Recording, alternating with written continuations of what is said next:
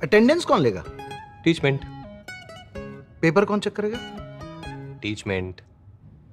तो हम क्या करेंगे?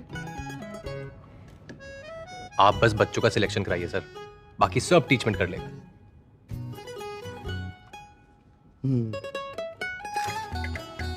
चाहे जैसी भी जरूरत हो, टीचमेंट पे टीचिंग आसान है।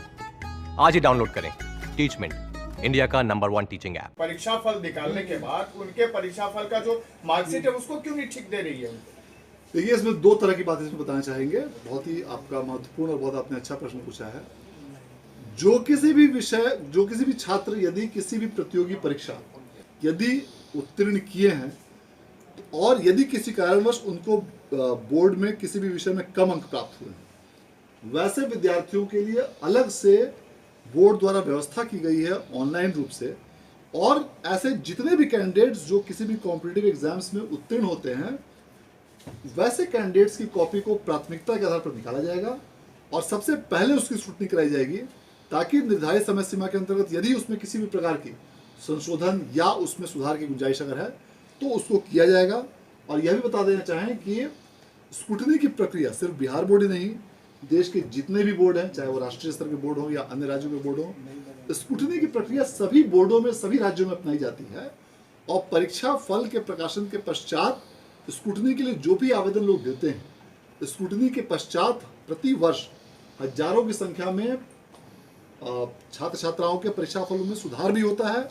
और वही प्रक्रिया गत वर्ष भी हुई थी और वही प्रक्रिया इस वर्ष भी की जाएगी। सबसे पहली चीज तो यह है कि रिजल्ट के प्रकाशन के 2 दिनों के पश्चात ही बोर्ड ने अखबारों में विज्ञापन प्रकाशित कर यह स्पष्ट रूप से उल्लेख किया कि जिस किसी भी छात्र को किसी प्रकार की शिकायत है, वे ऑनलाइन रूप से बोर्ड के वेबसाइट पर अप्लाई करें। अर्थात यह है कि छात्रों के किसी भी प्रकार के आवेदन को लेने की मैनुअल व्यवस्था समिति के काउंटर पर नहीं की गई। उसका कारण यह क्या है कि छात्रों की संख्या अधिक होती है, अतः अखबारों में विज्ञापन प्रकाशित करके ऑनलाइन आवेदन की मांग की गई। तो बोर्ड की ओर से चूंकि यह व्यवस्था की गई थी, इसलिए मैं पुनः सभी छात्र छात्राओं से अपील करना चाहूंगा कि समिति के कार्यालय पर कृपया व्यक्तिगत रूप से न आए।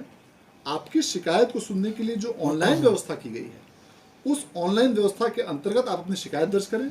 स्क्रूटनी के अलावा अन्य सभी प्रकार की शिकायतें निःशुल्क लोग आवेदन कर सकते हैं अपना रोल नंबर रोल कोड डालने के बाद।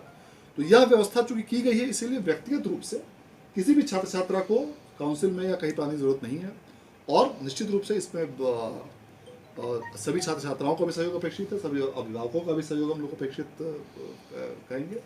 और इस पूरी व्यवस्था में चूंकि कई सारे सुधारात्मक कदम समिति द्वारा गत कई वर्षों में उठाए गए हैं और उस सुधारात्मक कदमों के अंतर्गत निरंतर रिजल्ट की प्रक्रिया में काफ़ी सारे सुधारात्मक परिवर्तन हुए हैं, इन सभी व्यवस्थाओं में आपका सहयोग अपेक्षित है।